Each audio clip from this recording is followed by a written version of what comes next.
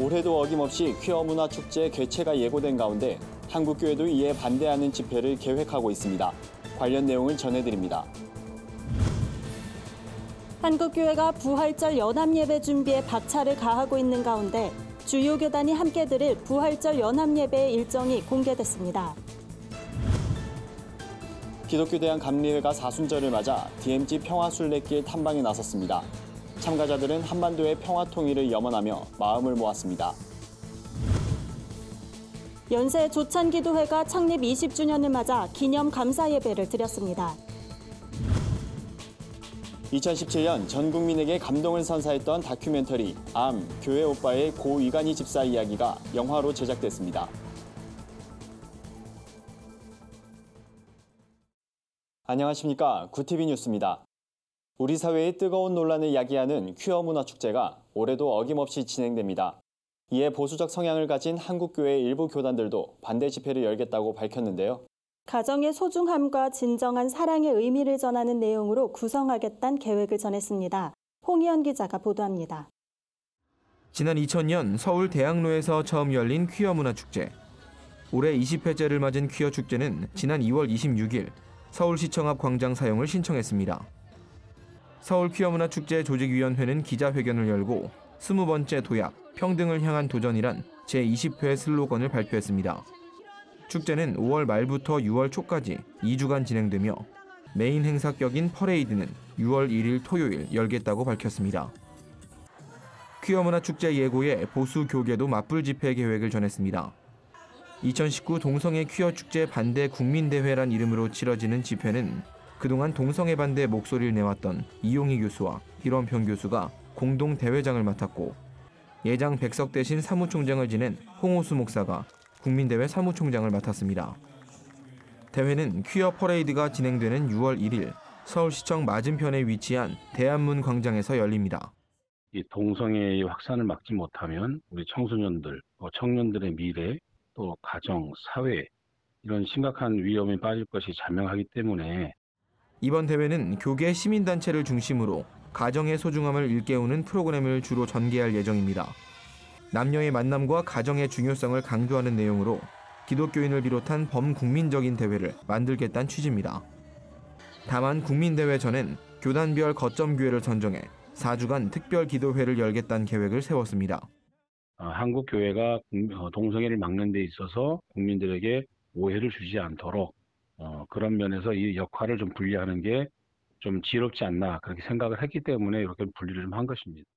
한편 국민대회는 동성애 문제에 지속적으로 대응하기 위해 비영리단체 설립을 논의하고 있습니다. 국민대회 준비위원회는 지난 3월 22일 열린 실행위에서 해당 안건을 다루고 대회장과 사무총장에게 관련 절차를 위임하기로 결정했습니다. 구TV 뉴스 홍우연입니다. 한국교회가 부활절 연합예배 준비에 박차를 가하고 있습니다.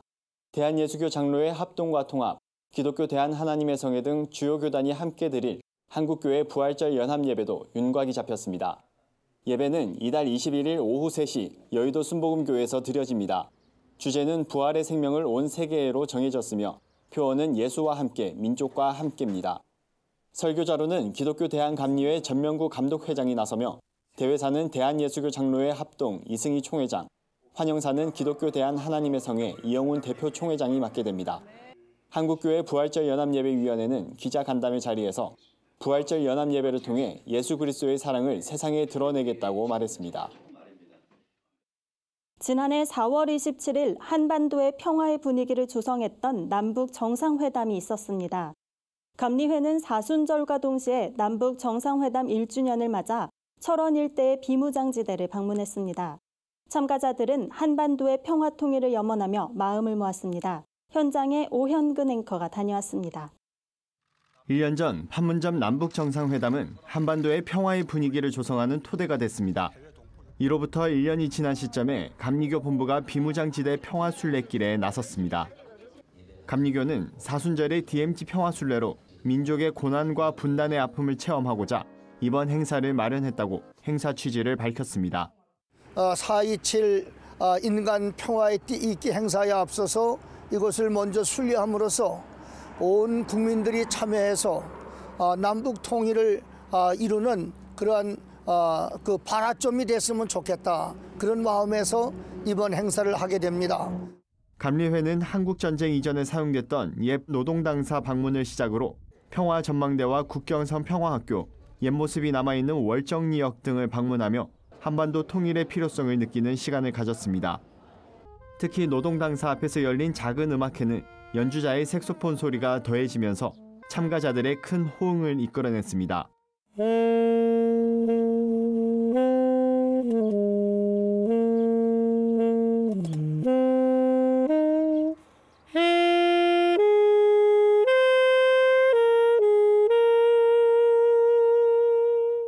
DMZ 평화광장에선 참가자들이 작은 인간띠를 만들며 한반도 평화 통일을 위해 기도하는 시간을 가졌습니다. 전명구 감독회장은 애국 애족했던 감리교가 한반도 평화를 위해 철원 지역을 먼저 방문하고 기도했다는 데 큰 의미가 있다고 설명했습니다. 비무장지대와 북한의 초소, 마을을 볼 수 있는 평화전망대에선 한국전쟁 당시 동족상잔의 비극이 일어났던 현장이 한눈에 펼쳐졌습니다. 높았던 봉우리가 수십만 발의 포탄으로 낮아지면서 연기가 흰 말의 형상을 나타냈던 백마고진을 당시의 비극을 더욱 실감하게 했습니다. 판문점 선언 1년이 되는 27일엔 약 500km에 달하는 전 구간에 걸쳐 DMZ 평화 인간띠 잇기 행사가 열릴 예정입니다. 민족의 아픔을 돌아보고 평화로 나아가는 길목에서 더욱 한마음이 되는 한국교회가 되길 기대해봅니다. 구티비 뉴스 오현근입니다. 언더우드 선교사의 기독교 정신을 회복하고 학원 복음화에 헌신하기 위해 세워진 연세 조찬기도회가 창립 20주년을 맞았습니다. 연세 조찬기도회는 감사 예배를 드리고 앞으로도 기도 사역에 매진할 것을 다짐했습니다. 인사말을 전한 이효종 회장은 오늘 20주년 감사 예배를 기점으로 연세대학교가 하나님의 진리를 전하는 성숙한 기독교 대학이 되길 바란다며 연세 조찬기도회는 앞으로도 한마음으로 기도하는 일에 헌신하겠다고 말했습니다. 이어 축사를 전한 연세대 김용학 총장은 연세 조찬기도회는 연세대학교가 기독교 공동체로 자리매김하는 데 기여한 바가 크다며 30주년, 50주년이 될 때까지 계속 발전하는 기도회가 되길 바란다고 권면했습니다. 이날 감사 예배에선 연세 조찬기도회의 20년 역사를 집대성한 20년사 헌정도 함께 이뤄졌습니다. 기념책자엔 지난 20년간 이어진 기도회 설교문과 사진, 관계자들의 인터뷰 등이 담겼습니다. 지난 2017년 전 국민에게 감동을 선사했던 다큐멘터리 암, 교회 오빠의 주인공 고 이간희 집사의 이야기가 스크린에 오릅니다. 고 이간희 집사의 마지막 삶이 큰 감동을 선사할 예정입니다. 딸 소연이를 출산하고 행복한 가정을 꿈꾸며 평범한 일상을 살던 고 이간희 집사와 오은주 집사. 고 이간희 집사는 딸이 태어난 지 얼마 안 돼 대장암 4기란 절망을 맞닥뜨리게 됩니다. 하지만 이 고난은 거기서 끝나지 않았습니다. 어머니가 충격으로 세상을 떠났고 아내 오은주 집사에게도 혈액암 4기 진단이 내려졌습니다. 비현실적인 고난을 마주하게 된 고 이간희 집사는 그럼에도 불평하고 좌절하지 않았습니다. KBS 다큐멘터리를 통해 알려진 이 집사의 사연은 보는 이들에게 큰 감동을 선사하며 깊은 여운을 남겼습니다. 다큐멘터리를 제작한 이호경 감독이 영화의 메가폰을 다시 잡았고 고난 속에도 믿음을 지키며 충실된 하루를 살기 위해 노력한 고 이간희 집사의 삶이 영화로 기록됐습니다. 감동실화 영화 교회 오빠는 오는 5월 16일 관객들을 찾아올 예정입니다.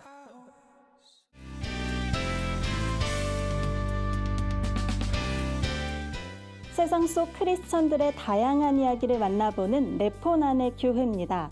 첫 번째 소식입니다. 밥상공동체 연탄은행이 창립 21주년을 맞아 사랑의 라면 나눔을 진행합니다. 밥상공동체 연탄은행은 1998년 설립돼 무료급식과 연탄 나눔에 앞장서며 이웃사랑을 실천해 왔는데요. 이번엔 라면 2,500상자를 나누며 온정을 전할 계획입니다. 나눔에 동참하는 방법은 두 가지입니다. 라면 한 상자를 직접 단체에 보내는 방법과 한 상자의 금액인 12,000원을 계좌로 후원하는 방법이 있습니다. 후원으로 마련된 라면 상자는 강원도 원주 지역에 거주하는 어르신 2,500가구에 전달될 예정입니다. 예수 이곳에 우리와 함께 영원히 다음 소식입니다. CCM그룹 위러브의 곡 시간을 뚫고가 역주행하며 멜론 CCM 음원 차트 1위를 기록해 눈길을 끕니다. 시간을 뚫고는 지난해 11월 발매된 위러브의 네 번째 앨범 위러브 언더그라운드의 타이틀곡인데요. 고난 속에서도 우리 삶의 인도자가 되어주신 하나님을 찬양하는 노래입니다. 연약한 자들의 친구가 돼주시고 힘없는 우리의 인생을 위로한다는 가사로 크리스천들에게 위로를 전합니다. 연약한 자들의 친구가 되어 주시고 힘없는 우리의 인생을 위로하시네. 역주행의 주인공 위러브는 하나님과 곡을 사랑해준 모든 분들에게 감사하다는 소감을 전했습니다.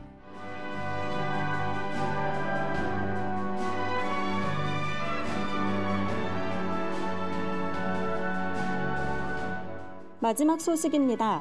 월드비전이 아프리카 아이들을 돕기 위해 힘을 모았습니다. 제8회 소울챔버 오케스트라 콘서트 더 기프트를 개최한 건데요. 소울챔버 오케스트라는 지난 2009년 아프리카 아이들을 돕기 위해 전문 음악인들이 나눔의 뜻을 모아 결성한 국내 최장수 재능기부 오케스트라입니다. 지난 10년간 월드비전과 함께 총 7번의 나눔 콘서트를 진행하며 아프리카 아이들을 사랑으로 품어왔는데요. 8회째를 맞은 이번 공연엔 소울챔버 오케스트라 단원 70명이 재능기부로 참여해 아름다운 하모니를 선사했습니다. 이번 공연의 수익금은 아프리카 탄자니아 레이크에야시 지역 마을의 주민과 아이들을 위한 식수, 교육, 농업 등 지역 개발 사업에 쓰일 계획이라고 합니다. 네포난의 교회는 시청자 여러분의 제보를 기다리고 있습니다. 함께 나누고 싶은 영상이 있다면 전화나 이메일로 참여해 주시기 바랍니다. 오늘의 이슈 포커스입니다. 지난 2017년 경북 포항에서 일어난 지진이 지열발전소에 의한 촉발 지진이란 정부 연구 결과가 나온 이후 대책 마련을 위한 특별법 제정이 급물살을 타고 있습니다. 당과 정부, 청와대는 이를 위해 특위 구성을 조속히 추진하기로 뜻을 모은 것으로 알려졌습니다. 여기다 청와대 국민청원 홈페이지에 올라온 관련 내용에도 10만 명이 넘는 참여가 진행되고 있습니다. 이강덕 포항시장은 시민 입장에선 특별법이나 후속 조치를 하루라도 빨리 하는 것이 중요하다고 강조했습니다. 최근 SK와 현대그룹 3세들이 마약을 투약했다가 경찰에 입건되는 등 재벌가 자제들이 마약에 손을 댔다가 적발되는 사례가 끊이지 않고 있습니다. 대다수가 해외 유학파 출신인 이들이 외국에서 좀 더 쉽게 마약을 접한 뒤 국내에 돌아와서도 이를 끊지 못하는 게 그 이유입니다. 대한민국 법률은 대한민국 국민에게 적용된다는 속인주의에 따라 대마가 허용된 국가라도 적발 시 처벌 대상이 된다고 경찰은 설명했습니다. 금단의 땅 비무장지대가 둘레길로 개방될 전망입니다. 정부는 DMZ와 연결된 3개 지역을 가칭 DMZ 평화 둘레길로 이름 붙이고 이달 말부터 단계적으로 개방하는 계획을 발표했습니다. 대상 지역은 9.19 남북 군사 합의에 따라 감시초소 철거, 유해 발굴 등 긴장 완화 노력이 이뤄지고 있는 고성과 철원, 파주 등 3곳입니다. 이르면 이달 말 고성 지역부터 시범 운영에 들어가고 방문객들은 우리 군의 경호 지원을 받게 됩니다. 첫 시범 지역인 고성 방문 신청은 행안부와 한국관광공사 홈페이지에서 접수하고 추첨으로 참가자를 결정하게 됩니다. 내년부터 스마트폰 품질 보증 기간이 1년에서 2년으로 늘어날 전망입니다. 공정거래위원회는 이러한 내용이 담긴 소비자 분쟁 해결 기준을 개정해 3일부터 시행한다고 밝혔습니다. 그동안 삼성전자나 LG전자 등 국내 스마트폰 제조사들은 해외 일부 국가에서 같은 기종인데도 2년간 보증해주면서 역차별이란 지적이 제기돼 왔습니다. 다만 배터리는 제품 주기가 짧아 현행 1년을 유지하고 해외 부품 조달과 협력업체 계약 조건 협의, 품질 보증서 변경 등 준비 기간을 고려해 내년 1월 1일 시행하기로 했다고 공정위는 밝혔습니다. 주요 단신입니다. 낙태죄 폐지 반대 국민연합 등 65개 단체가 낙태죄 폐지를 반대하는 서명자가 120만 명을 넘었다고 밝혔습니다. 단체는 낙태죄에 반대하는 시민들이 늘고 있는 만큼 헌법재판소는 낙태죄 합헌 결정을 내려야 한다고 주장했습니다. 기독교 윤리실천운동이 국회 기획재정위원회를 통과한 종교인의 퇴직소득세 개정안에 반대 의견을 표했습니다. 기윤실은 성명을 내고 특정 종교인에게만 특혜를 주는 법안은 필요하지 않다며 법안을 부결시켜달라고 주장했습니다. 예수교 대한성결교회 부흥사회가 제20대 총재와 제36대 대표회장 취임식을 가졌습니다. 총재엔 두란노교회 이상문 목사, 대표회장엔 횃불교회 윤맹성 목사가 추대됐습니다. 예성부흥사회는 취임 감사 예배를 드리고 신임 임원들에게 감사패를 전달했습니다. 한국기독교서회협회가 제11회 대한민국 기독교 서회전람회 공모전을 개최합니다. 국내외에 거주하는 만 19세 이상이면 누구나 작품을 출품할 수 있습니다. 접수는 6월 13일 백악미술관으로 현장 방문해야 하며 입상작은 7월 11일부터 17일까지 백악미술관에서 전시됩니다. 이상으로 뉴스를 마칩니다. 구티비 뉴스는 인터넷 신문 데일리 굿뉴스를 통해서도 보실 수 있습니다. 시청해주신 여러분 고맙습니다.